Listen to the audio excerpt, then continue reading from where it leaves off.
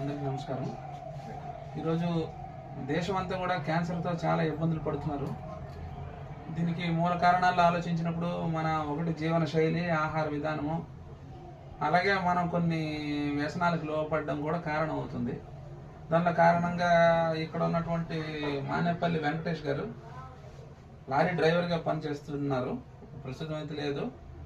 గత 3 నెలల క్రితం అతనికి మౌత్ క్యాన్సర్ అల్సర్గా పన్ను దగ్గర మొదలయ్యి అలా పెద్దదైంది. కొంచెం క్లోజ్ చేసి చూపించండి. చూడండి, ఇప్పటికీ 2 కీమోలు అయినాయి. 3వ కీమో రీసెంట్గానే జరిగింది. 2 పూర్తయిన తర్వాత 3వ రీసెంట్గా అయ్యింది.